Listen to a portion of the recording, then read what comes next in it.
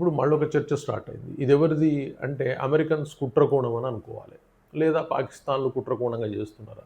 ఎందుకంటే మన దేశం కంటే ఎక్కువ పాకిస్తానీ ప్రేమికులు అమెరికాలో ఉన్నారు.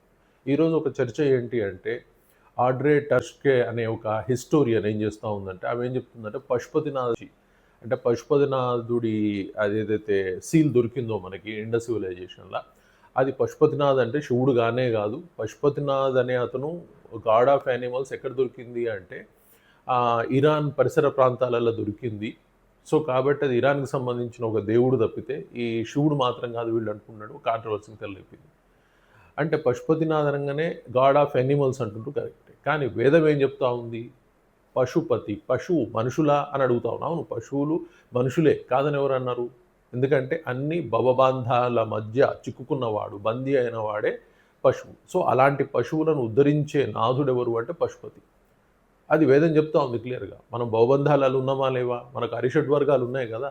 కామ, క్రోధ, లోభ, మద, మాత్సర్యం, మోహం ఇవన్నీ కూడా మనకున్నవి. వీటి మధ్య చిక్కుబడి మనం ఉన్నాం కాబట్టి అలాంటి దేహాలన్నీ కూడా పశువులతో సమానం. కాబట్టి వాటిని రక్షించేవాడే పశుపతి. ఆయనే శివుడని చెప్తా ఉంది. ఆయన యోగిక్ పోస్చర్‌లో ఉన్నారు. మన హిస్టోరియన్స్ అడుగుతా ఉన్నారు. మరి ఇరాన్‌లో కూడా యోగా నేర్చుకున్నారా వాళ్ళు అని సటైరికల్‌గా అడిగారు మనోళ్ళు. మళ్ళీ చెప్పాల్సిన అవసరం ఉంది ఆమె. అమెరికాలో కూర్చొని పాకిస్తాన్‌ని సపోర్ట్ చేసుకున్న బతికే బతుకు హిస్టోరియన్ ఎట్లా అయిందో అర్థం కాలేదు. సో ఓవరాల్‌గానైతే దీని మీద కాంట్రవర్సీ వచ్చింది. ఆమె చెప్పేదేమో శివుడు కాదని, బట్ మనం బలంగా నమ్మేది పశుపతి, రుద్రుడు, శివుడు వేదం నుంచి చెప్తా ఉంది. ఆ సింబాలిక్‌గా యోగా పురుషుడుగా ఉన్న అతను ఖచ్చితంగా మనం నమ్మేది శివుడిని, రుద్రుడిని, పశుపతిననే. దాని మీనింగ్ అర్థమైతేనే పశుపతి ఎవరు, శివుడు ఎవరు అనేది అర్థమవుతది.